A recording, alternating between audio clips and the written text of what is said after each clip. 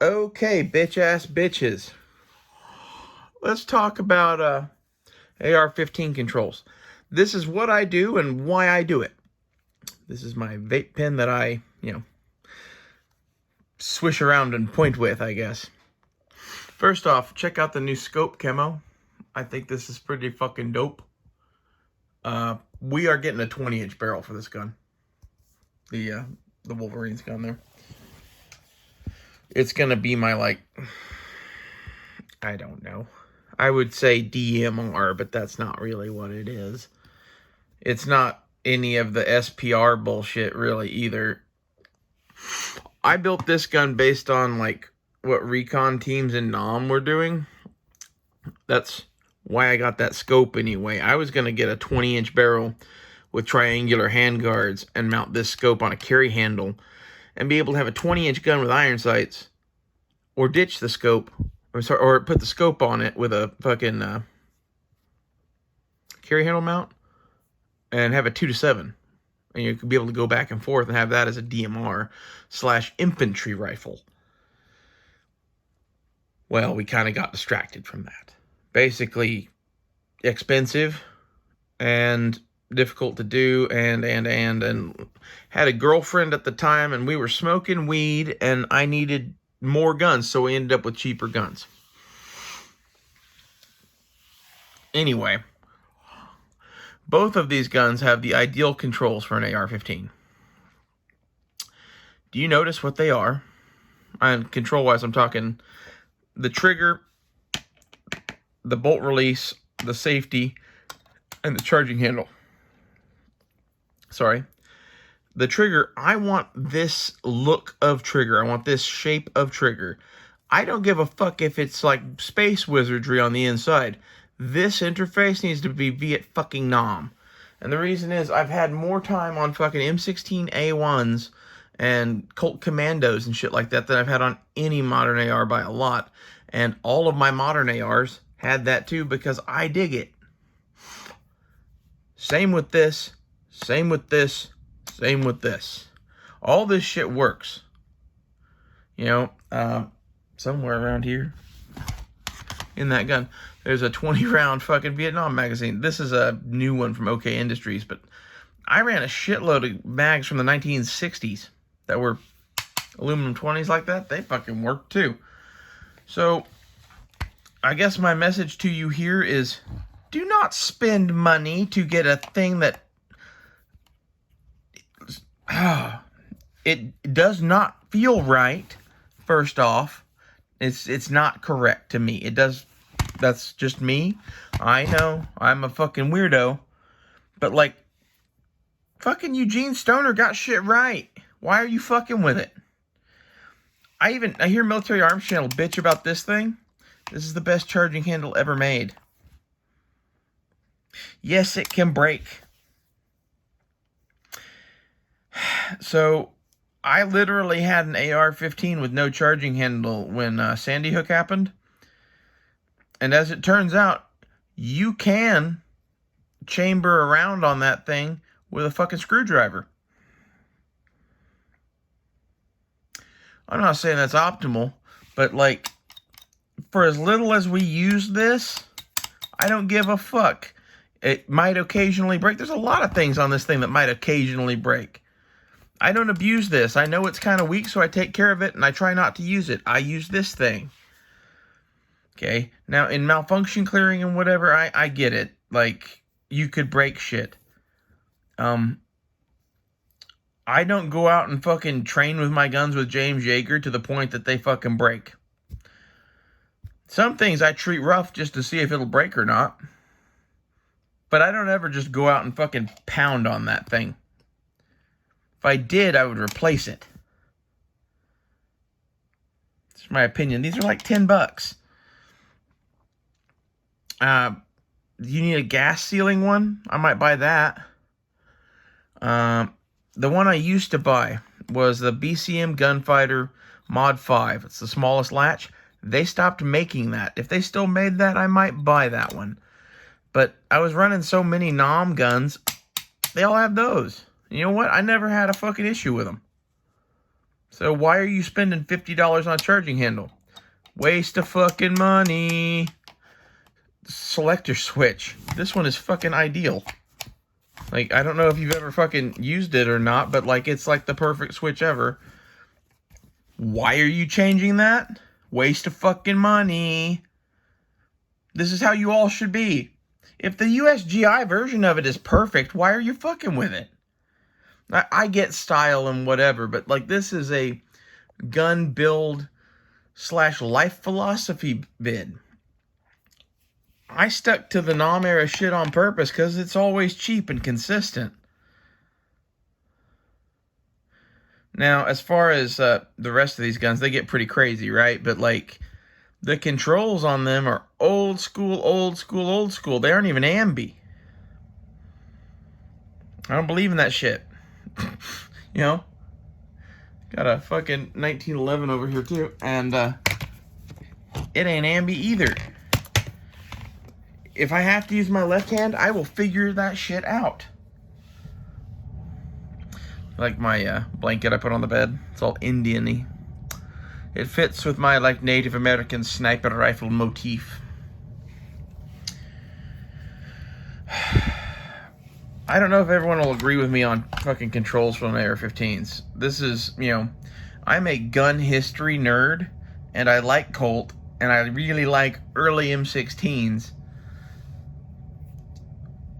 This is what I do. I'm kind of flirting with the idea of making both of these guns 20-inch barrels. Because I could get that one. I found a barrel that is a... be perfect for this. It's a Faxon gunner barrel with an A-frame front sight on it. And I could get that in triangular handguards and fucking make this thing killer, right? I don't know. Do I really need two 20-inch guns? Like, there's a part of me that says, yeah. Because, I don't know, it's more effective. Why not? And, like, I've CQB'd with M16A1s. It can be done. I don't know. I don't know that this thing is all that much different, really. Sorry, I'm, like, yawning. It's like 4 inches shorter. If you think 4 inches is going to help you, I guess, you know, whatever. On the marksman rifle, I'm going for the 20. This thing, the Loki, I don't know yet. I would like to get triangular handguards. That would be the only reason we're doing that. Also, the gunner barrel and lightweight, that's better too. And like, I'd like to upgrade both of these, really. I built both of these as super budget builds while I was with Dakota because I needed two guns for the both of us, and I'm glad we did that because basically, given the situation that we're in, I want two guns. And having two cheap guns that I can upgrade over time is better. It's much more better. I don't know. I really like these, the way they're configured. This thing, I like, but if I went to the triangles, I wouldn't put it on there. There's no way to really do it. So that's a ding against doing triangles. Also, the light mount, I think, would be problematic, but I don't know. I'd have to look at it. And then there's the fucking ramrod, which if I do 20-inch barrel on both of these, it's going to get expensive on ramrods because the only one that I can get for a 20-inch barrel is the M9130 Mosin Nagant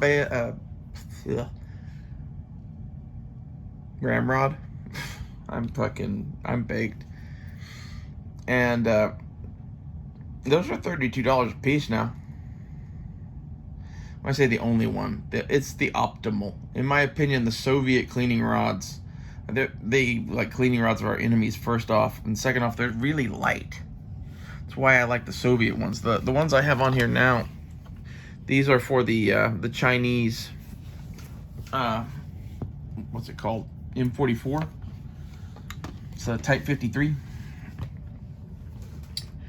With those, they're actually very light. I think they're made out of some Chinesium aluminum shit. I don't really know. Some sort of lightweight wonder steel. It's probably crap metal. But, you know, they work. So, I'm already going to have to buy one of those. Do I really want to buy two of those? Plus, the fucking barrel that I'd want to put on Loki is fucking $300. So, I don't know. That kills a lot of that. Loki might just stay a basic bitch budget carbine. As she should be. Like, honestly, it's glorious. And I even like the fucking Rhodesian paint. I don't think I'm going to swap that out. I keep going back and forth on that. I did this while I was dating Dakota.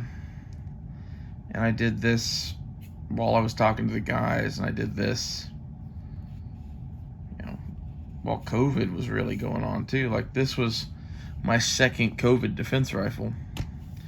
My first one was a Tiger Queen, the little black and green striped AR pistol. This is Loki, and this is Moon Tiger, just in case you wanted to know. And I forget if this had a name or not. I think I might have given it a funny name at some point, but I don't remember what it was. It needs a name. I don't know what I'm going to name that. I've been naming the ones I'm going to keep. I kind of think it is handy to have just a Palmetto State. Especially for the role that this thing has with a red dot as like a home defense carbine kind of a thing. So that's just general purpose rifle. I like it.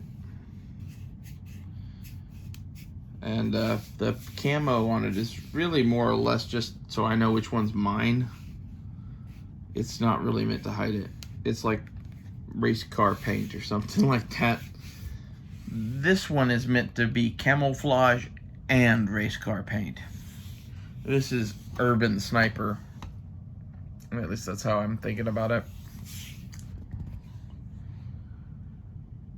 I'm also thinking about this gun as like the last M16.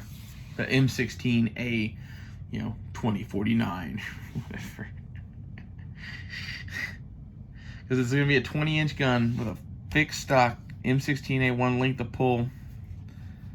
Like, it's going to have a lot of M16 flavor in it. I ain't playing it as that. It's going to be cool.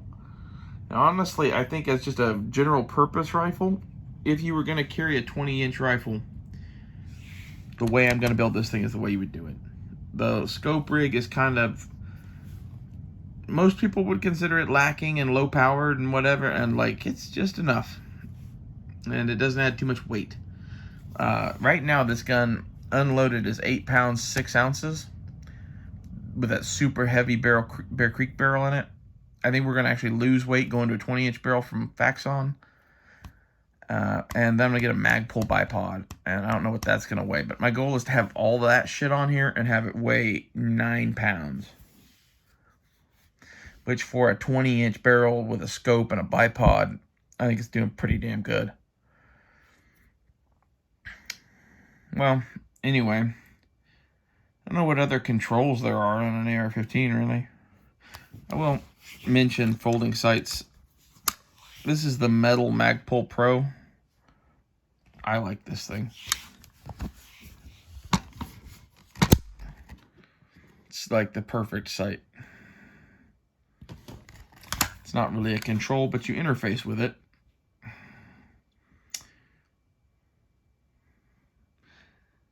Anyway, thank you guys for watching. I'll see you later.